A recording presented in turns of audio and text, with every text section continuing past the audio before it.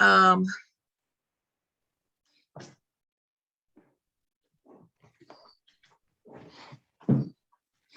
Good afternoon. I am Irene Boone Phillips, Lake County Tobacco Prevention and Cessation Coordinator for the lead agency, Franciscan Health. Thank you for spending time with us today to review the tobacco retail landscape in Lake County and the problem that we are still facing. Indiana is one of the few states that participates in the standardized tobacco assessment for retail settings, also known as STARS, and was one of the pilot states along with Oregon, Texas, and Vermont. STARS was designed to assess the tobacco retail environment to inform state and local tobacco control policies for the point of sale. The STARS assessment and data collection tools resulted from a collaboration of the state and community tobacco control researchers with stakeholders from 5 state health departments, the CDC, and the Public Health Law Center. The assessment items were selected exclusively for their policy relevance. And excuse me, I am Cynthia Sampson, the Lake County Tobacco Prevention and Cessation Coordinator for the lead agency, the Northwest Indiana Health Department Cooperative. So let's get started reviewing some point of sales data for Lake County.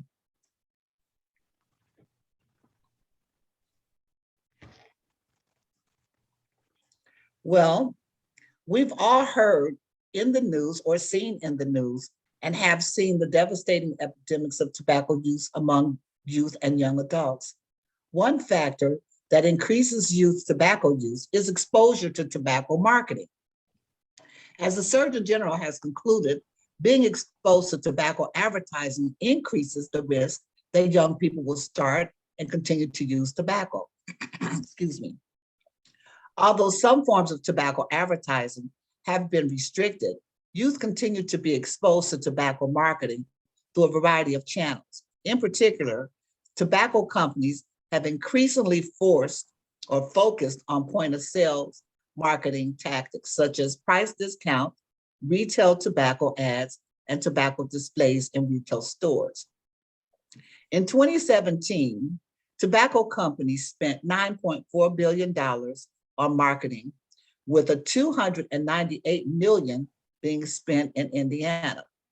Furthermore, in 2017, tobacco companies spent nearly 95% of their marketing budget on on advertising on point of sales marketing tactics.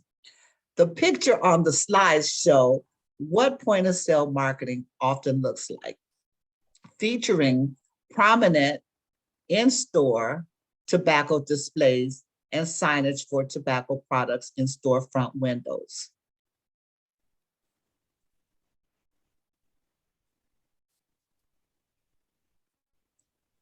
So what is point of sale tobacco marketing? Essentially, it is marketing tobacco products to consumers where they purchase tobacco. In retail stores such as convenience stores or gas stations, grocery stores, pharmacies, and other types of stores. Point of sale marketing includes things like price promotion or discounts on tobacco product, in-store product displays, product placement, and retail advertising. It's also important to keep in mind that this type of marketing is not random. Retailers often have contracts with tobacco companies that specify where tobacco products have to be placed, at what height, and at what proportion of the display needs to be dedicated to a particular product. It is very intentional. It is a very intentional form of marketing, and tobacco companies knows it works.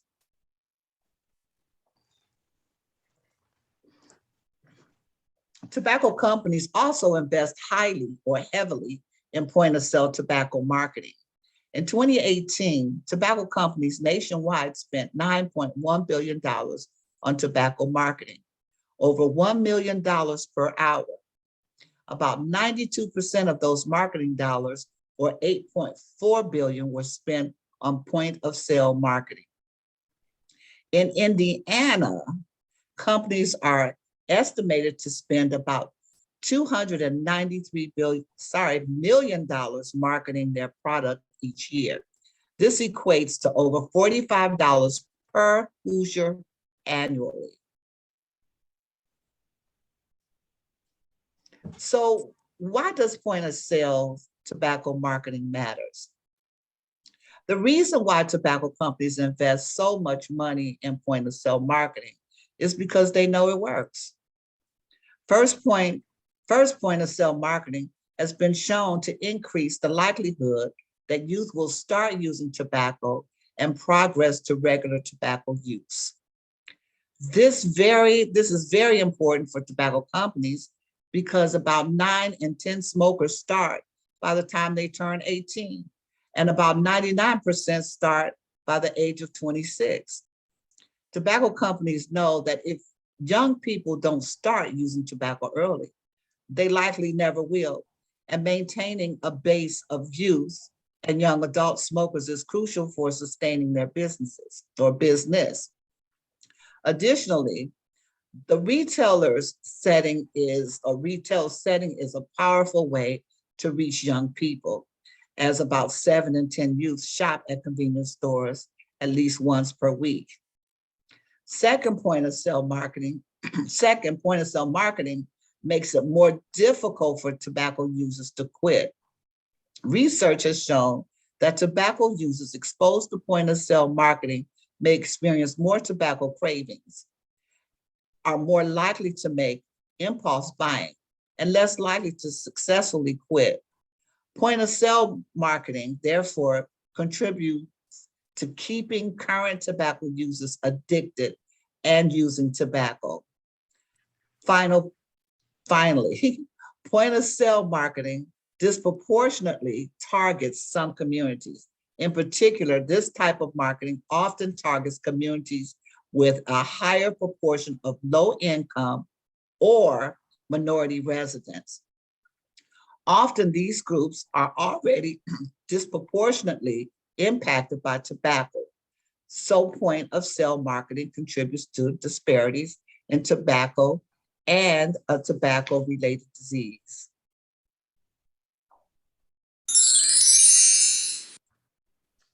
Well, here's a chance for us to test our recall.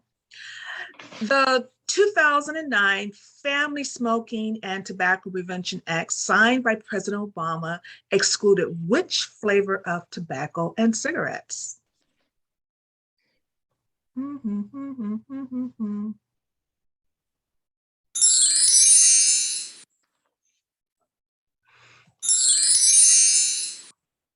And we're having a little technical difficulty. But if you guessed menthol, you would be correct.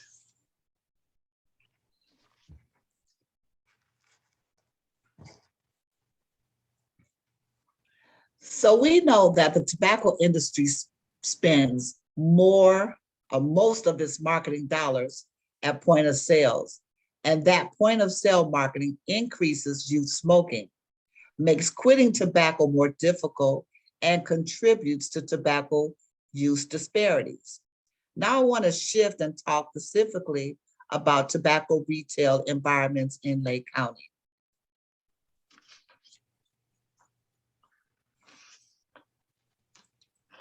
Okay, when we study tobacco retail environment, we often talk about the density and proximity. Density is a measure of how many tobacco retailers there are in a particular location. In this case, we measure density as the number of retailers per 1,000 population. Proximity is a measure of how close a tobacco retailer is to another location, such as a school or another tobacco retailer. As of May 2020, there were 615 tobacco retailers in Lake County and 6,973 statewide. This equates to 1.2 retailers per 1,000 population in Lake County, slightly higher than the tobacco retailers' density statewide. As I discussed on the next slide, Though retailers' density isn't uniform, retailers tend to cluster in some neighborhoods more than others. In particular, we saw that over half of tobacco retailers in Lake County, or 55%, were located within 500 feet of another retailer. Paying attention to this cluster of tobacco retailers is important, as smokers tend to be more prevalent among youth and adults in areas with higher retail density. In addition, it is important to look at the location of the retail relative to school, or retailers relative to schools. Research has shown that youth smoking prevalence is higher in schools and areas with higher tobacco retail density. Additionally, when retailers are located near schools, students may be more exposed to retail tobacco advertising. 17% of retailers statewide were located within 1,000 feet of a school, and 24% of retailers in Lake County were located within 1,000 feet of a school.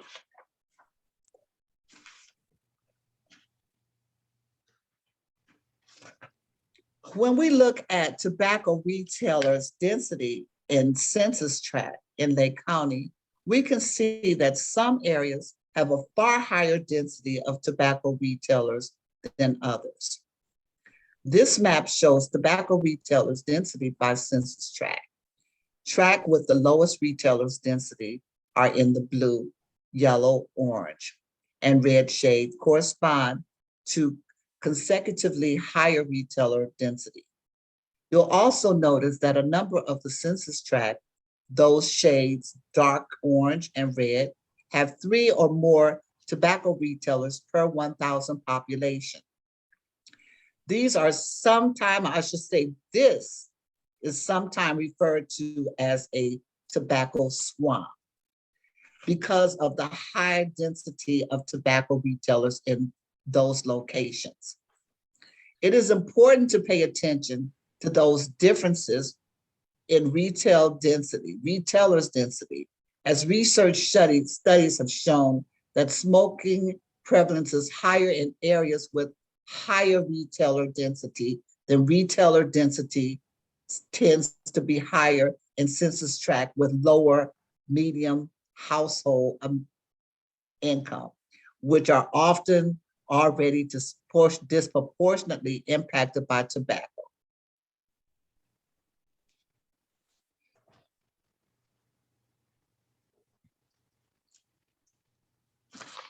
In addition to understanding the density of tobacco retailers and the proximity to schools, it is also important to understand what type of point of sale marketing are common among tobacco retailers. To do this, we collected standardized assessments of point of sale marketing in tobacco retailers in Lake County, and we were one of 43 counties statewide where tobacco retailers were randomly selected to be assessed. The assessments were completed using the standardized tobacco assessment, for retail settings, or STARS, developed by state and community tobacco control researchers at Stanford and other universities. STARS have been used to assess tobacco retail marketing across several states and includes questions about tobacco products availability, pricing and promotion, and tobacco advertising. Overall, 3,156 assessments were completed across the 43 Indiana counties. And in 208 assessments were completed in Lake County between 2018 and 2019.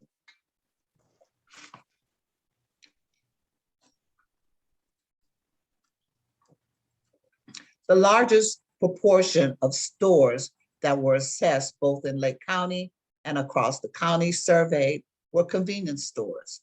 In addition, we surveyed liquor stores, mass merchandisers such as discount stores, grocery stores, tobacco shops, pharmacies, and other retailers.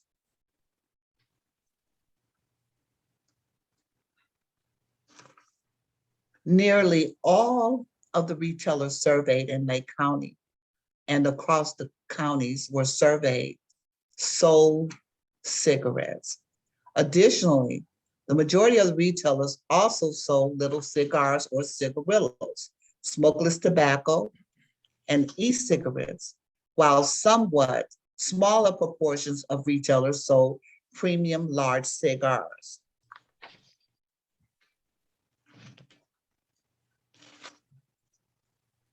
In addition to assessing product availability, we also collected data on retail tobacco advertising placement placed outside of the store.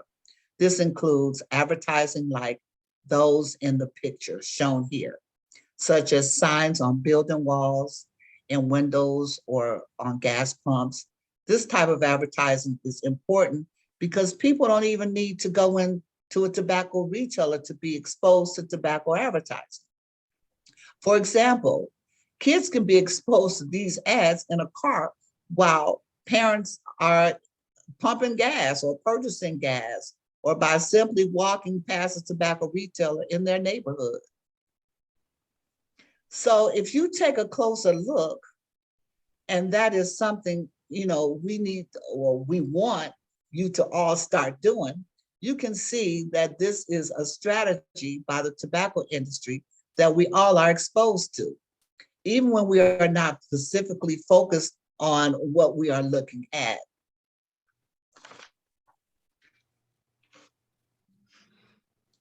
In Lake County, we saw that about 3 in 5 retailers surveyed, or 64%, displayed some form of exterior tobacco ads. In general, the most heavily advertised products were cigarettes and menthol cigarettes, followed by little cigars or cigarillos, e-cigarettes, or smokeless tobacco. There was somewhat less exterior advertisement for premium large cigars. Overall, these results suggest that exterior advertising is quite common among tobacco retailers.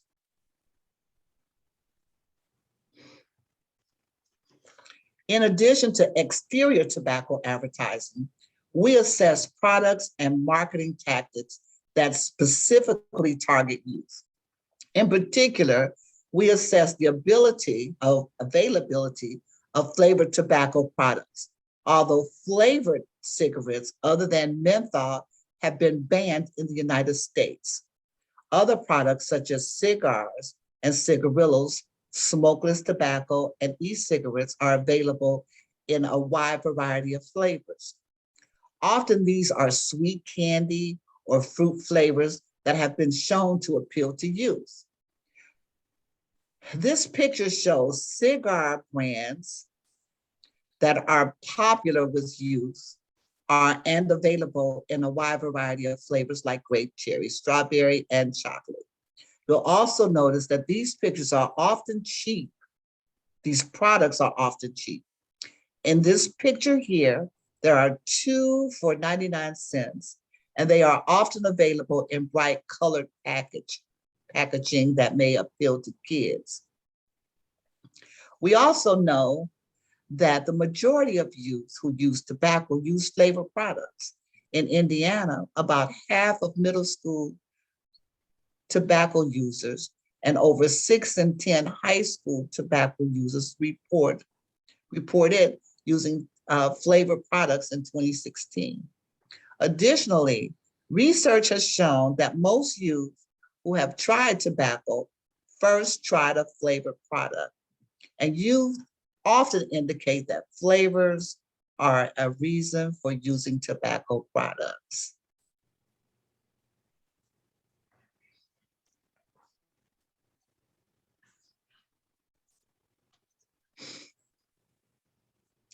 So what we saw from our store audits was that flavored tobacco products were very commonly sold.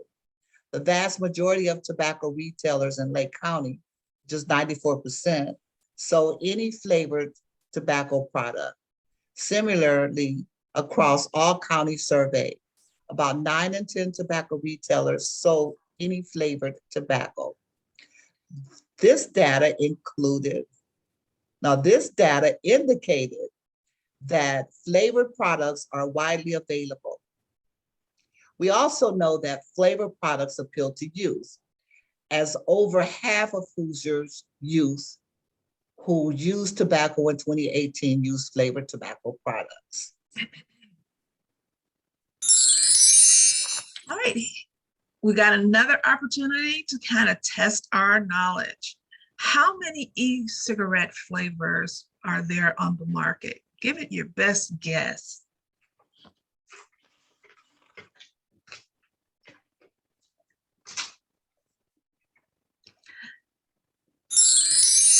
And if you guessed over 15,000, you would be correct. Now, we also saw that it was very common for retailers to sell various types of flavored tobacco products. This slide shows flavored product availability among retailers that sold various types of tobacco products that are often manufactured in flavored varieties. Over 9 in 10 tobacco retailers that sold little cigars or cigarillos or e-cigarettes sold flavored varieties of these products. Additionally, 98% of smokeless tobacco retailers sold flavored smokeless tobacco. Flavored premium cigars weren't quite as common, but still a majority of cigar retailers sold flavored cigars.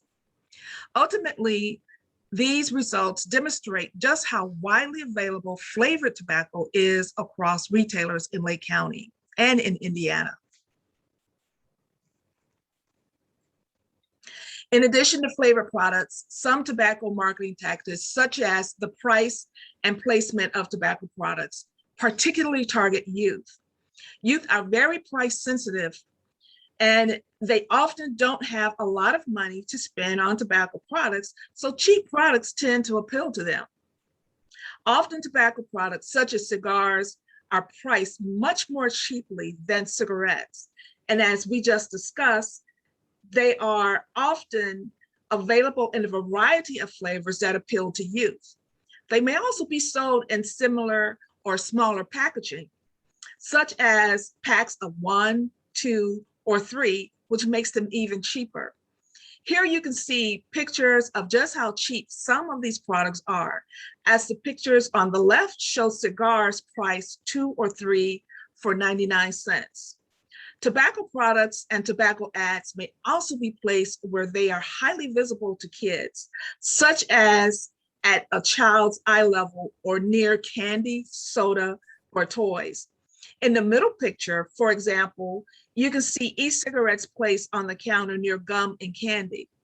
In the picture on the right, there is an e-cigarette display just behind kids' activity books and toys. Now, as we are discussing how flavor hook kids, here is an ad for Flavor Hooks Kids.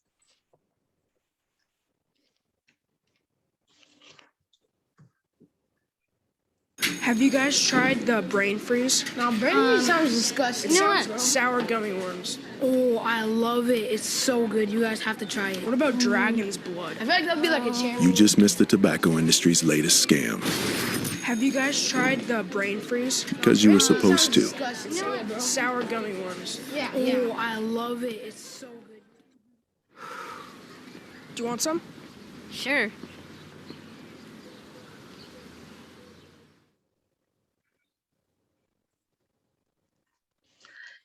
These types of marketing tactics were fairly common among retailers surveyed. About 22% of retailers in Lake County had tobacco ads placed within 3 feet of the floor or at about child's eye level. Another 27% had tobacco placed within 12 inches of kid appealing products, such as candy, soda, gum, ice cream, and toys. This was slightly higher than the results from all counties surveyed. In addition, Among retailers that sold cigarillos, cheap cigarillos were fairly commonly available. Nearly 6 in 10 retailers in Lake County, or 57%, sold cigarillos for less than $1. Additionally, 57% of Lake County cigarillo retailers sold single cigarillos. This indicates that these products are often sold at very cheap prices, which makes them more accessible to youth. It's also important to remember that these products are often available in flavored varieties that directly appeal to young people.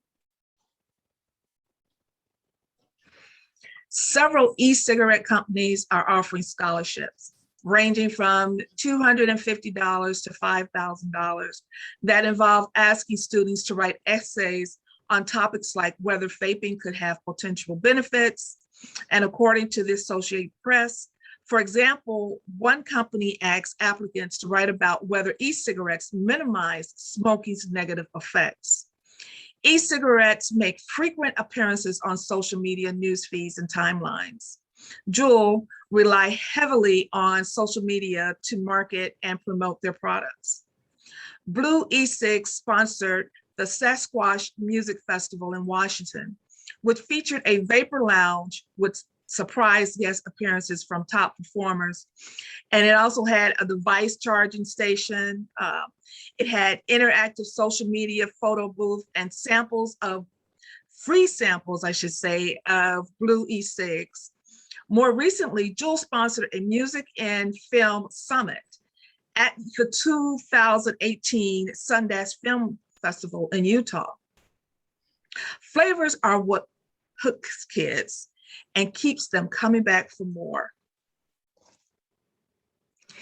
This is an example of a search on the online that I went in to look for the latest designs of sneakers. We know that this is something that kids often do. And if you look at the top, right there, front and center, is an ad for an e-cigarette. One of the things that the e-cigarette, when we talk about how flavors hook kids, one of the tactics that they use are those items that are very familiar to us. We all know Sprite, and we have trusted that flavor of Sprite. So if you look at the photograph on the right, you would see that the e-liquid has a slightly different spelling of Sprite. But again, using something that is familiar to lure kids. Here is another example. On the left, we have that which is familiar, yogurt. And if you look on the right, look very closely, and you would see vapor pusher. So this is, again, the tactic of e-cigarettes and the tobacco industry that uses things that are familiar to lure kids. Finally, we collected data on price promotions on tobacco products.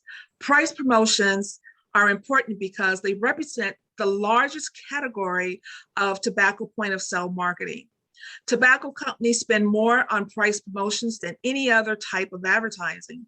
And it's such an important part of their marketing because one of the best ways to reduce tobacco consumption is to raise the price of tobacco products. Tobacco retailers, therefore, offer price discounts to appeal to consumers and offset tobacco price increases. These pictures show examples of tobacco price promotions, such as coupons. Retailers may also offer multi-pack discounts, such as the picture on the right that shows cigarillos advertised as buy 10, get 1 free. Overall, it was quite common for tobacco retailers in Lake County to offer price promotions. 50% of tobacco retailers in Lake County offer promotions on any tobacco products. Additionally, over 3 in 5 retailers assessed across all counties surveyed, or 61%, offered any tobacco price promotions. We added this in here because we thought that as we're talking about how it is so difficult for people who are trying to quit when they look at and when they're exposed to tobacco marketing, this is just a slide to show how nicotine and other drugs differ when reaching the brain.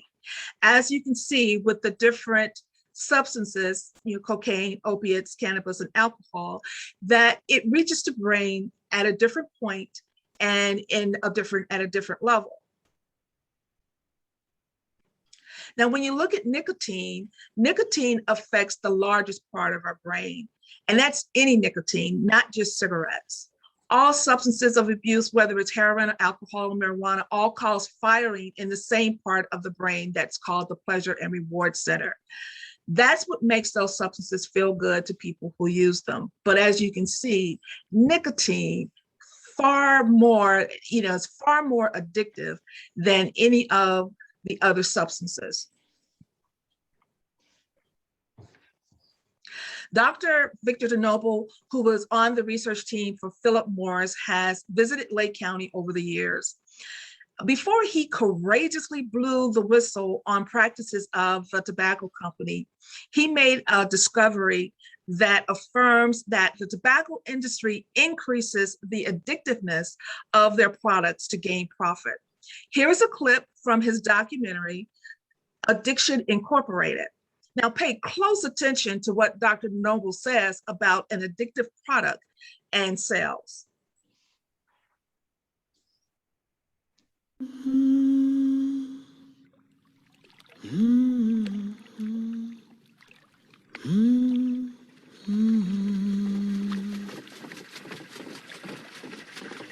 Rats would practically work themselves to death for cocaine and heroin. But they wouldn't work very hard for nicotine.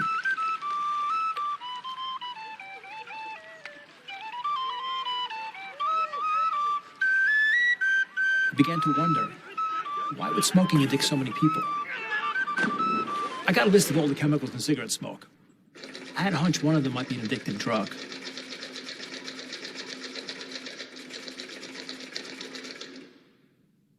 Victor DeNoble was the first one to look at the question of does acetaldehyde play some role in tobacco dependence or addiction? Up until that time, we had been looking at nicotine as a chemical, the primary one that everybody knows about. Chemicals interact with receptors, and the way nicotine works, it interacts with a particular receptor. And so if I can make that receptor, let's say, more receptive to nicotine with another chemical, then it enhances the effect of the addiction or of the chemical. Could acetaldehyde be an addictive drug? We didn't know, so we asked the rats.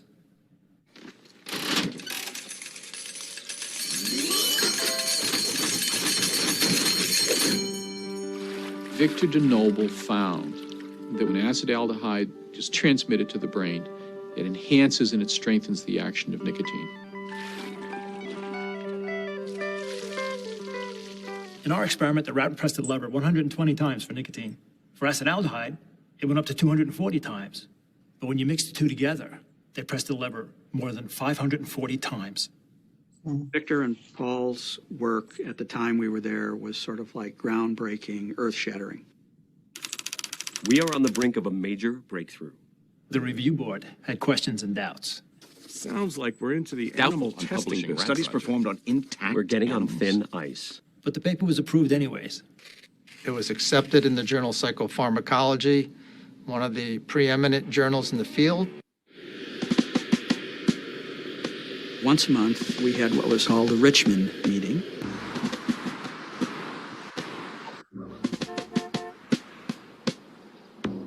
The senior management from New York would come and sit around a table.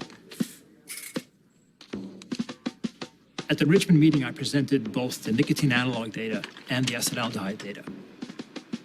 Yes, we could use analogs to replace nicotine. And yes, we found a second drug in tobacco smoke that changed the way nicotine was perceived in the brain.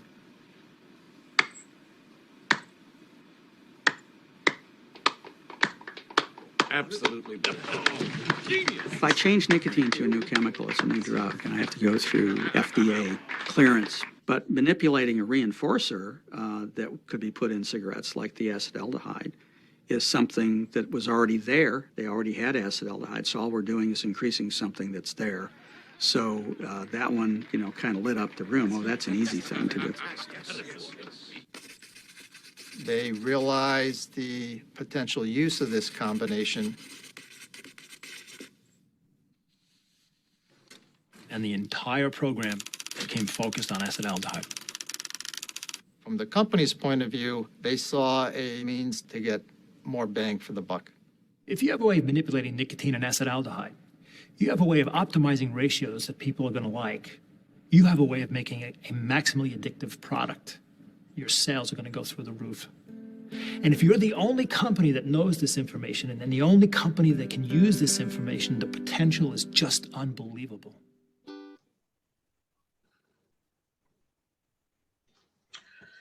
So what are the overall takeaways of what we know about point of sale tobacco marketing?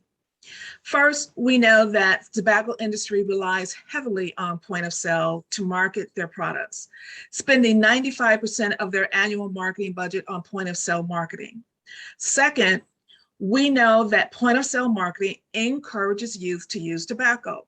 It makes quitting tobacco more difficult and disproportionately targets some communities, which contributes to the disparities in tobacco use rates and tobacco-related health outcomes.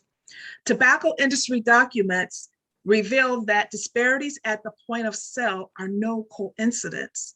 In fact, the tobacco industry strategically markets their daily products in communities with limited resources, lower income, and less education.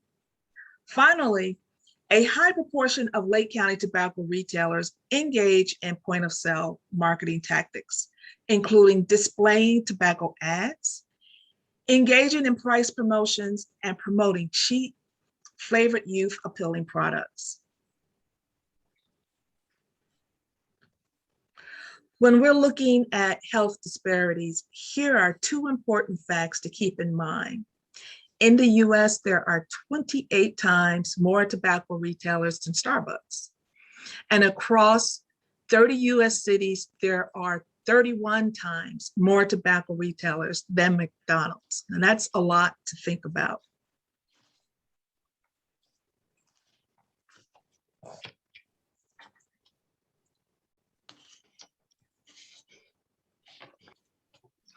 The CDC Office on Smoking and Health, in collaboration with the University of North Carolina at Chapel Hill, released the following tobacco-related commentaries in the journal Tobacco Control in September of 2020.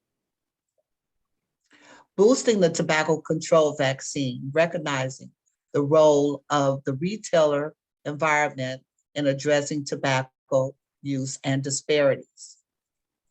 Much of the progress in reducing cigarette smoking and tobacco-related morbidity and mortality among youth and adults is attributable to population-level strategies previously described in the context of the tobacco control vaccine. The retailer's environment is used heavily by the tobacco industry to promote and advertise its product, and variation in exposure to and characteristics of the retail environment exists across demographic groups. It is therefore also an essential environment for further reduction or reducing smoking, as well as eliminating or alleviating racial and ethnic and socioeconomic tobacco-related disparities. This commentary provides an overview of the importance of incorporating strategies focused on the tobacco retail environment, pricing and promotion of advertising and display bans, age of sale, and retail licensures as a part of a comprehensive approach to tobacco prevention and control. To reach tobacco end-game targets, such as innovative strategies, are a complement to, but not a replacement for, long-standing evidence-based components of tobacco control vaccine. Retailers' focus strategies can serve as an important complement to existing evidence-based strategies as a part of comprehensive approach to reduce tobacco-related diseases and deaths, especially for those groups with the greatest burden of tobacco use and tobacco-related diseases or disease and death. So in closing, almost closing, we're almost there. If you or you know someone who does smoke and that's interested or feel that it's time to quit, we have many resources out here that can assist you. We have the 1-800-QUIT-NOW program. It's a free program. Please feel free to call and tell your friends about it. There's warnings and different things out like that about smoking may put you at a greater risk for serious COVID consequences, because tobacco use and COVID is not a good mix. So please be encouraged to call 1-800-QUIT-NOW. There's also a program for youth. It's called Text Indiana, and you text to 88709. All of these are free services. Please feel free. I encourage you to do.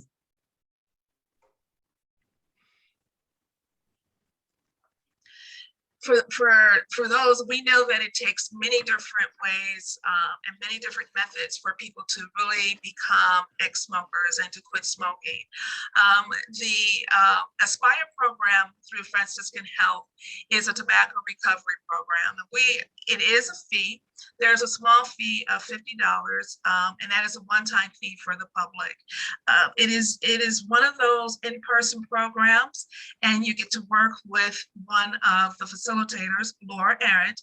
So please give them a call at 219-662-3733, or you can reach out to Laura at laura.arendt at franciscanalliance.org.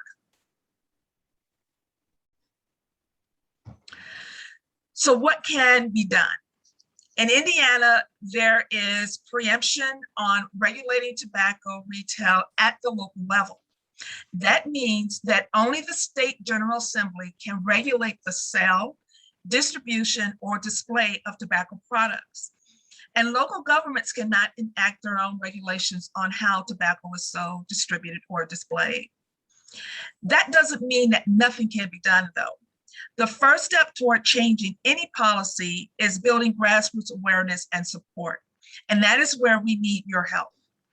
You can help raise awareness of point of sale tobacco marketing by sharing this information with others in our community, particularly people in your networks and coalitions, people that you work with, your coworkers, your peers, your family, your friends, and others.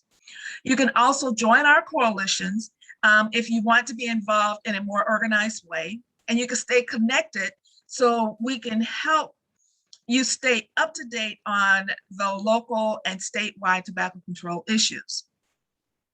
This helps make sure you have an opportunity for your voice, to share your voice and to be heard about a whole range of tobacco control issues.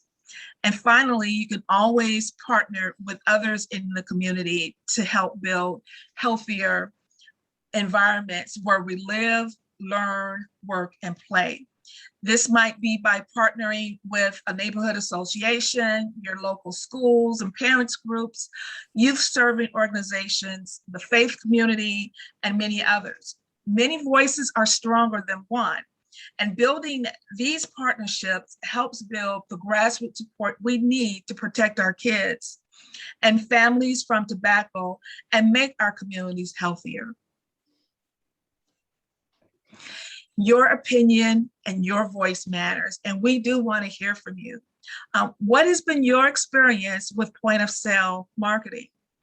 You can submit any questions via the link to the Google form or by scanning the QR code here on this screen. We would love to hear from you. Sign up so that you can get notices on future events, and so that you can also be kept up to date on some of the policies that are around health equity and tobacco control. And with that, we want to say thank you. Thank you for joining us. Feel free to reach out to us for any additional information for school prevention, youth engagement, presentations, trainings, community education, provider networking, or clean indoor air policies. What affects one of us directly affects all of us indirectly. So we are all in this together. Thank you.